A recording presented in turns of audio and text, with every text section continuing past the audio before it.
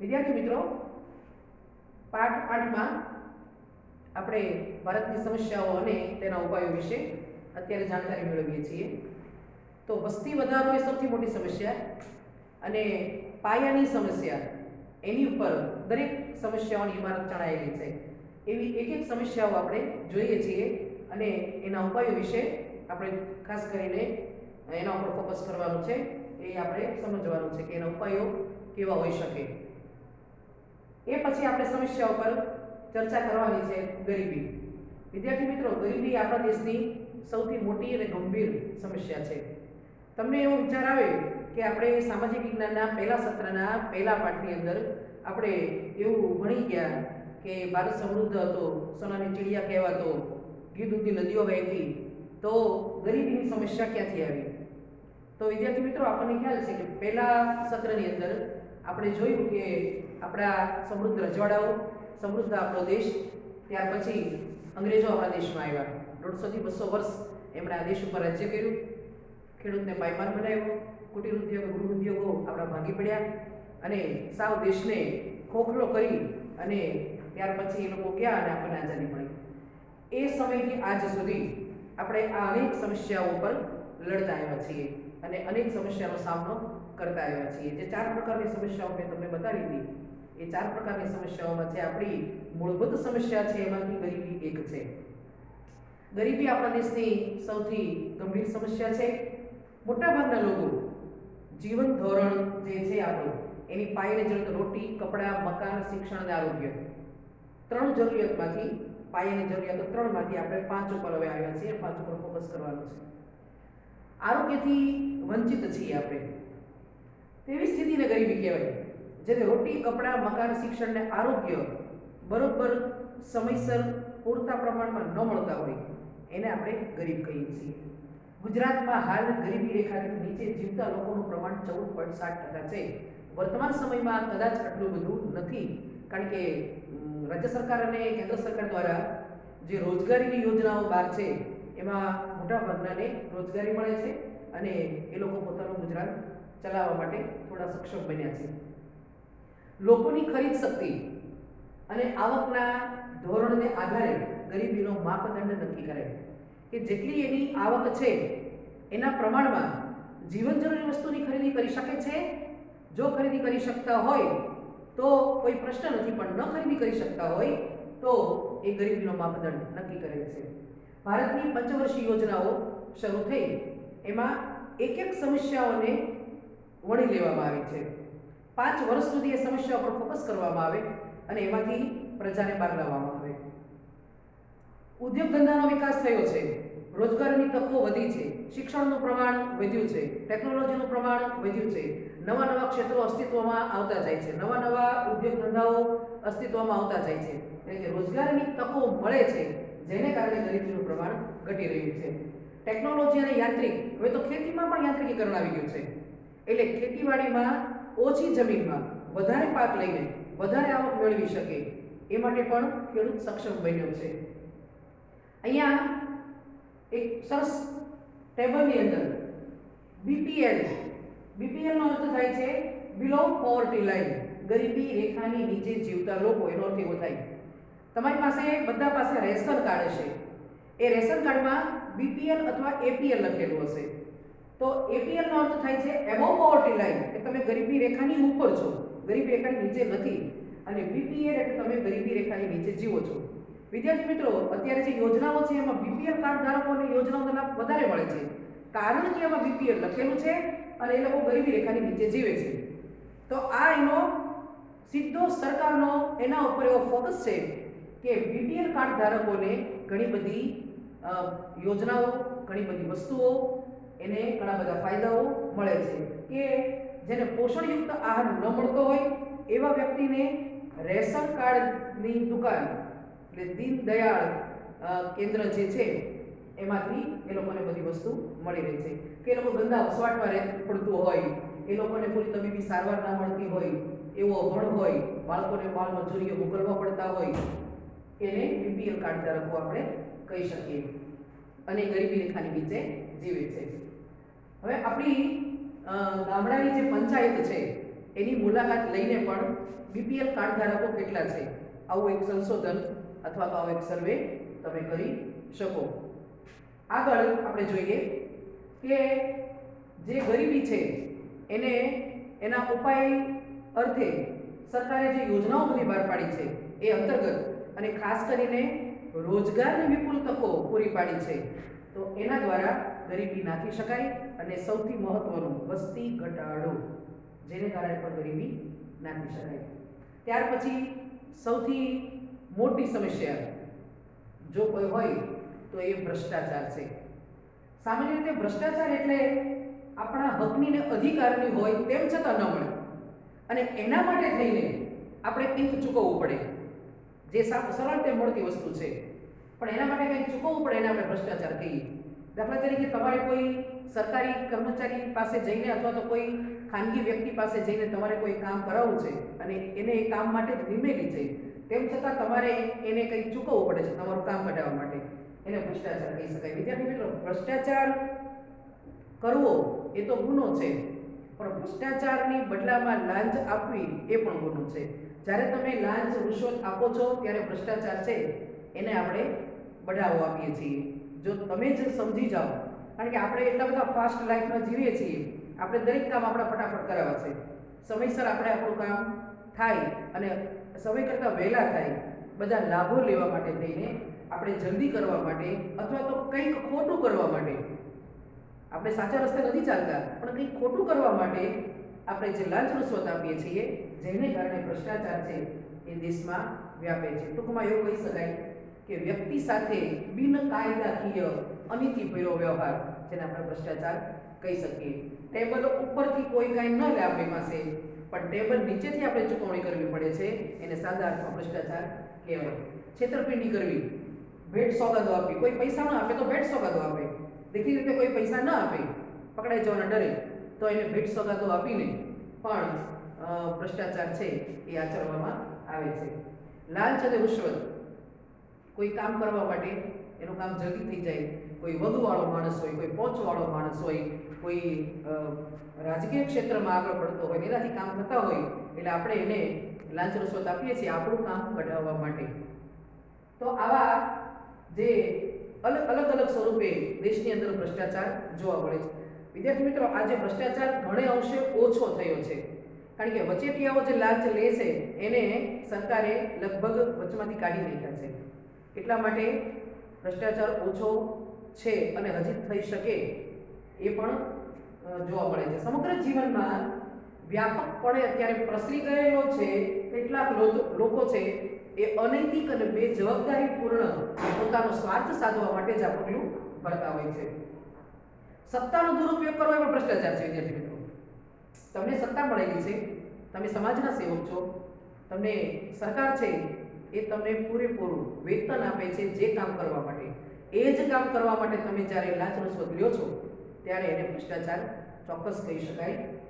ભ્રષ્ટ આચરણનો આશ્રય લઈએ છીએ આપણે, જે આપણું આચરણ યોગ્ય નથી, નીતિભર્યું નથી, અને એનો આચરણ લઈએ એટલે એને ભ્રષ્ટાચાર કહેવામાં આવે છે. સમાજનું દૂષણ છે અને કલંક છે સૌથી મોટું. હવે એની અસરો શું થાય? ભ્રષ્ટાચારની અસરો એવી થાય કે માણસને આપણા બંધારણે જે અધિકારો આપેલા છે એ અધિકારો ત્યાં ભંગ થાય છે. રાષ્ટ્રનો વિકાસ અવરોધ થાય, કારણ કે સૌથી વધારે ભ્રષ્ટાચારમાં પૈસો જાય, એ પૈસો બહાર દેખાય નહીં, બહાર આવે નહીં, એટલે રાષ્ટ્રનો વિકાસ જે છે એ ચોક્કસ અવરોધ થાય. નૈતિક મૂલ્ય મનુષ્યના છે એનો હાસ થાય છે, એ હાંસીને પાત્ર બને છે, એનો નાશ થાય છે. મને મોંઘવારીને પોષણ મળે, કારણ કે ભ્રષ્ટાચાર જ્યાં વધશે, પૈસો વધશે, એ મોંઘી વસ્તુ ખરીદશે, મોંઘવારી વધશે, સામાન્ય માણસ એ વસ્તુ લઈ શકશે નહીં. એટલા માટે મોંઘવારીને, ભ્રષ્ટાચાર મોંઘવારીને પોષણ આપે છે. જે મોંઘવારી આપણા દેશમાં વધી છે એનું કારણ ભ્રષ્ટાચાર છે, અને એટલે જ સરકાર હાઈફાઈ વસ્તુઓ કે મોજશોખની વસ્તુઓ છે એના ભાવ વધારે છે કે એ લોકો લઈ ન શકે. કાયદા અને કાનૂન પ્રત્યે લોકોને વિશ્વાસ ઘટે, એને આપણા કાયદાઓ છે, આપણા કાનૂનો છે, આપણી કલમો છે, આપણું બંધારણ છે, એના ઉપર લોકોને વિશ્વાસ રહેતો નથી. અને વિશ્વાસ ઘટે એટલે શું થાય? અને સગાવાદું પોસાય. મારા સગાને નું કામ પહેલાં કરી નાખો, અને અજાણ્યા છે કે જે ખરેખર લાયક છે એનું કામ ન થાય એટલા માટે સગાવાદ પોસાય. વિદ્યાર્થી મિત્રો, શિક્ષકોની ભરતી પહેલાં થતી ત્યારે બોર્ડના જે મેમ્બરો હોય એ પોતે ઇન્ટરવ્યૂ લેવા બેસતા અને એ રીતે શિક્ષકોની ભરતી થતી. એ ભ્રષ્ટાચારને નાથવા માટે હવે ટાટ ટેટ જેવી એક્ઝામ આવી કે એમાં જે પાસ થાય છે એ જ પોતે શિક્ષક તરીકે નિમાય છે. તેમાંથી ભ્રષ્ટાચાર નાબૂદ થઈ ગયો. ઘણી બધી યોજનાઓ એવી છે, ઘણી બધી ભરતીઓ એવી છે. હવે તો દરેક ભરતી, સરકારી ભરતી છે એ એક્ઝામ ઉપર વહી ગઈ. એક્ઝામ આપશો, પાસ થશો, ઇન્ટરવ્યૂ લેવાશે, એમાં પાસ થશો તો તમે જોબને લાયક છો.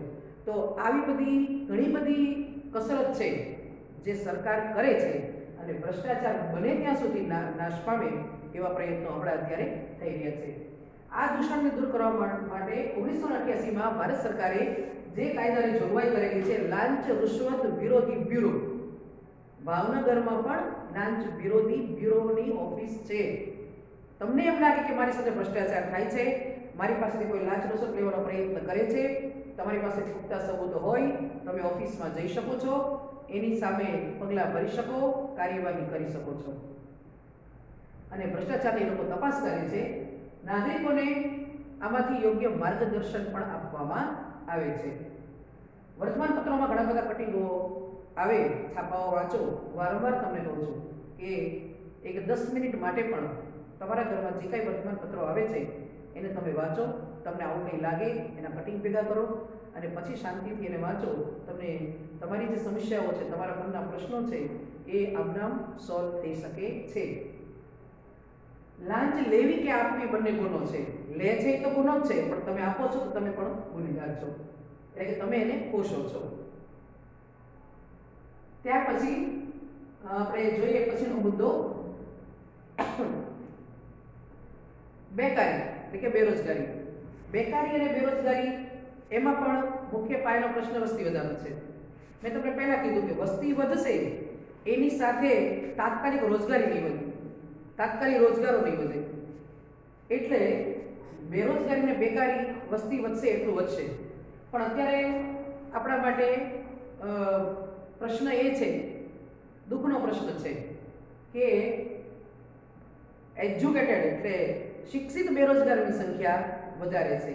તો આ પ્રશ્ન આપણા માટે બહુ મોટો કહેવાય કે ભણેલા હોય તેમ છતાં નોકરી નથી મળતી, ત્યારે એ યુવક કે યુવતી એ નિરાશ થાય છે અને અન્ય પગલાં ભરવા તરફ એ પ્રેરાય છે. તો ભરતી જગ્યાની વિગત અહીંયા આપેલી છે, કેટલી જગ્યાઓ છે એ આપેલી છે અને અરજી જુઓ, 13,000 જગ્યાઓ ભરવાની છે અને 1,50,000 જેટલી અરજીઓ આવી છે. હવે આમાંથી નોકરી 13,000 ને મળશે તો બાકીના શું કરશે? એ પાછા બેરોજગાર બનશે. આવી સંખ્યા ઉમેરાતી જશે. નોકરી ઓછાને મળશે, સામે અરજીઓ ઝાઝી આવી છે, જેને મળશે નહીં મળે એ પાછા નિરાશ થશે, ફરીવાર પાછો પ્રયત્ન કરશે. વારંવાર પ્રયત્ન કરે અને ન મળે ત્યારે એ માણસ છે એનું માનસિક અધપતન થાય છે. તો અહીંયા જો રોજગાર વિનિમયની કચેરી આપેલી છે કે જ્યાંથી લોકોને રોજગાર માટેના ફોર્મ મળે છે, એની લાંબી લાઈન લાગેલી છે. અહીંયા આગળ તમે જુઓ તો ખેતી માટે પણ સરસ મજાનું ચિત્ર આપેલું છે કે વ્યક્તિને ધારે તો બધું કરી શકે છે, પણ ઘણાને વ્હાઇટ કોલર જોબ જોઈએ છે. શિક્ષિત માણસ છે એ પોતે એવું ઈચ્છે કે ટેબલ ખુરશી પર બેસીને કામ કરવું, વ્હાઇટ કોલર જોબ જોઈએ છે. અને અહીંયા સરસ મજાનું આધુનિકતા પણ તમને બતાવી છે. કોમ્પ્યુટર પણ છે અને ખેડૂતને ખેતી કરવા માટે થઈને દરેક પ્રકારના સાધનો ઉપલબ્ધ છે. આજે હું તમને એક વાત કહું કે ખેડૂત છે એ પોતાના સંતાનને ડૉક્ટર બનાવવા ઈચ્છે છે, સારી બાબત છે. માનો કે ડૉક્ટર નથી બનવું એને, તો એ ખેતીની આધુનિકતાને પોતાના ખેતરમાં ઉપયોગ કરી અને સૌથી વધારે એ ફસલ ઉગાડી શકે. આવું પણ કહી શકાય. એન્જિનિયરિંગમાં છોકરો ભણ્યો હોય તો એ પોતાની એન્જિનિયરિંગને ખેતીમાં ઉપયોગી લાવી શકે તો સારામાં સારી ખેતી થઈ શકે. કારણ કે અત્યારે સાધનો એટલા બધા છે, સંશોધનો એટલા બધા ખેતી ઉપર થઈ રહ્યા છે અને એ બાબતમાં એ વિકાસ પોતે કરી શકે અને દેશના વિકાસમાં પણ ભાગીદારી એ નોંધાવી શકે. તો અહીંયા જો કામ તો તમે ગોતો તો મળે જ છે, દૂરદ્રષ્ટિ નાખો તો તમને તમારા જેવું કામ મળશે. પણ વિદ્યાર્થી મિત્રો, પ્રશ્ન એ છે કે આપણને એવું થાય છે કે રોજગારી નથી. રોજગારી તો ઘણી છે, માણસ ધૂળમાંથી પણ સોનું પેદા કરી શકે એટલી તાકાત ભારતનો નાગરિક ધરાવે છે. આજના વૈજ્ઞાનિક યુગમાં અદ્યતન ટેકનોલોજી અને એના કારણે બેકારીનો વધવાનો પ્રશ્ન એ પણ છે કે યંત્રો આવી ગયા એટલે 10 માણસ કામ કરતા હોય એની જગ્યાએ યંત્ર છે 10 માણસનું કામ કરે એટલે 10 લોકો ત્યાંથી બેકાર બનશે. કોમ્પ્યુટરાઇઝ પ્રણાલી થઈ ગઈ તો કોમ્પ્યુટર ફટાફટ કામ કરશે, મેન્યુઅલી કામ ધીમે થાય તો 2 માણસની બદલે 1 જ માણસની જરૂર ત્યાં પડશે. તો આવું માનવીનું કામ યંત્રોએ ઉપાડી લીધું. પણ એવું નથી કે યંત્રો આવ્યા એટલે બેકારી વધી, પણ યંત્રો આવ્યા એટલે હવે આગળ પાછું બીજું શું કરવું એ આપણે વિચારવું પડે. યંત્રો આવ્યા એટલે બેકાર બની ગયા કરીને બેસી રહેશું તો આ કોઈ દિવસ આપણે કંઈ કામ કરી શકશું નહીં. યાંત્રિકીકરણ દરેક જગ્યાએ આવ્યું છે, ખેતીવાડીથી લઈને શિક્ષણ સુધી યાંત્રિકીકરણ આવ્યું છે. એટલે રોજીરોટીનો પ્રશ્ન વિકટ બન્યો છે એવું આપણે માનીએ છીએ. આપણે કામની શોધમાં ગામડામાં રહેતા હતા, હવે શહેર તરફ આપણે આગળ દોડ મૂકી, ગામડાઓ તૂટી ગયા, એને કારણે બેકારીનું પ્રમાણ વધ્યું, શહેરોમાં વસ્તીની ગીચતા વધી, પાણી, રહેઠાણ, વાહન વ્યવસ્થા, સ્વચ્છતા, આરોગ્ય, શિક્ષણ અને ટ્રાફિક ઘણી બધી સમસ્યાઓ આજ આપણી સામે છે. ગમે ત્યાં મકાન ન મળે તો રહેવું પડે, ગમે તે વસ્તીની સાથે પણ આપણે એડજસ્ટ કરવું પડે અને એને કારણે અસામાજિકતા વધી એટલે સમાજમાં એક ભેદ ઊભો થયો.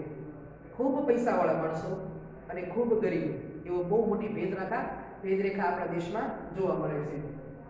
જેને કારણે બાળ મજૂરી અને માણસ પૈસા કમાવા માટે ગમે તે રસ્તા ઉપર એ દોડવા માંડ્યો, જેને કારણે કોઈ એવી ચીજ વસ્તુનું સેવન પણ કરવા માંડ્યો અને વેચવા પણ માંડ્યું, જેને કારણે ભારતનું યુવાધન સમાપ્ત થઈ રહ્યું હોય એવું આપણને ક્યાંક દેખાય. માનસિક તાણ ધરાવે છે અને માનસિક તાણને લીધે રોજગારી ન મળે, બેરોજગાર હોય, માનસિક તાણ વધે એટલે આપઘાતના બનાવો, અપમૃત્યુના બનાવો છે એ વધતા જાય છે. 18 વર્ષથી ઉપરના જે લોકોને રોજગાર મળતો નથી એ જ લોકો બેકારીની ગણતરીમાં આવે છે. તો હવે એના ઉપાયો કયા છે? તો ખાસ કરીને તમને ખ્યાલ છે કે મુખ્યમંત્રી આવાસ યોજના, પ્રધાનમંત્રી આવાસ યોજના દરેક મોટા શહેરોમાં ખાસ આવાસ યોજનાઓ બનાવવામાં આવી છે એટલે એ લોકોને સસ્તા મકાન મળી રહે.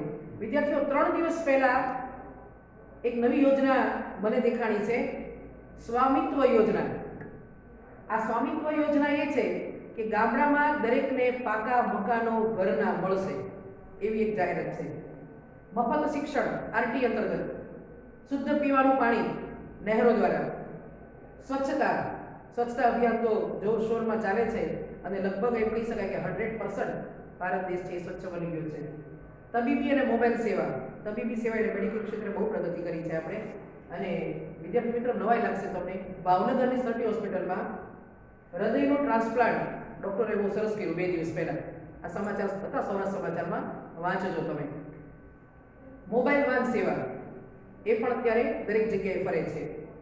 ગૃહ ઉદ્યોગો તો અત્યારે ખૂબ વધ્યા છે. આજે કોઈ પણ હાઉસવાઈફ કદાચ એવી નહીં હોય કે એ કોઈ નાનું મોટું કામ કરે નહીં કરતી હોય. હસ્તકલાને અત્યારે ખૂબ પ્રોત્સાહન અને પ્રાધાન્ય આપવામાં આવ્યું છે. એમાં પણ લોન મળે છે, સબસિડીવાળી લોન. તો આ બધી જે યોજનાઓ છે અને પોષણયુક્ત આહાર યોજના, આ પ્રાથમિક જરૂરિયાતોને લઈને ઝૂંપડપટ્ટીની કાયાપલટ કરવા માટે અત્યારે સરકાર ખૂબ સક્ષમ બની છે અને આ બધા ઉપાયો છે એ નિવારવા માટેના ઉપાયો છે. અને ગૃહ ઉદ્યોગો અને હસ્તકલા મુખ્ય.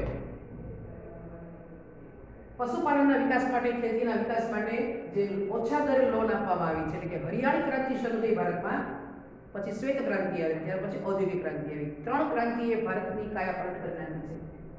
એનું ઉત્પાદન પણ હવે ખેતીમાં અને પશુપાલનમાં વધ્યું છે. ત્યાર પછી છેલ્લી સમસ્યા છે આતંકવાદ, જે હવે પછી આપણે વિડીયોમાં આપણી સાથે હું ચર્ચા કરીશ, કારણ કે બહુ મોટી સમસ્યા છે અને એ વિસ્તારથી હું તમને સમજાવીશ. ત્યાં સુધી થેન્ક યુ.